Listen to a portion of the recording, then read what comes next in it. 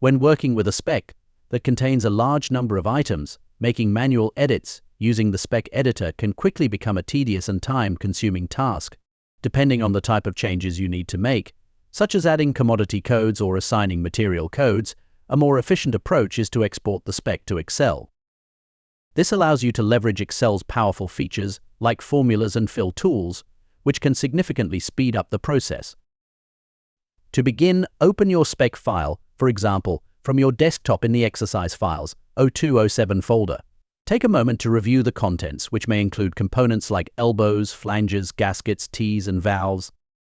Once you're familiar with what's inside, click the Export to Excel button, usually located at the top left of your interface. Be sure to select Full Spec Data as the export option and choose a location to save the file.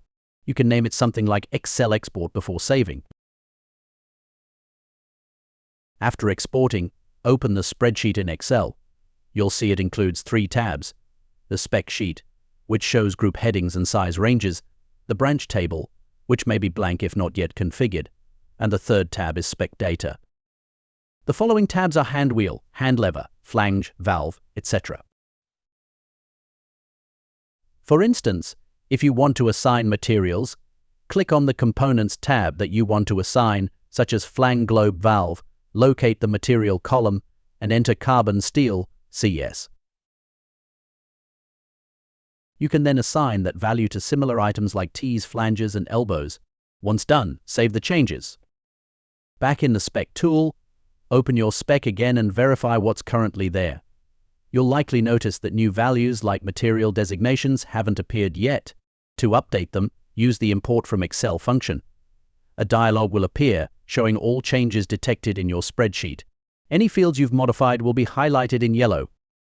For example, all elbows, valves, and other components where you added carbon steel will be easy to spot. If you're satisfied with the changes, you can choose to accept all changes at once or approve them individually. After accepting, click Apply and then OK to finalize the import. Once completed, revisit your spec to confirm the updates. You should now see the material assignments reflected in the relevant components. If something was missed, like a single valve, you can still make that adjustment manually.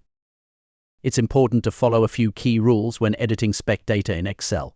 You must not add or remove rows, insert new columns, or modify any read-only fields. Also, never alter the P&PID column, which serves as a unique identifier for each component in the database. Changing this value can break the link between your data and the system.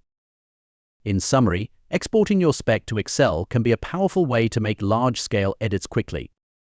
Just remember to follow the structure of the exported file exactly, avoid changing protected fields, and respect the integrity of the data, especially the P&PID column.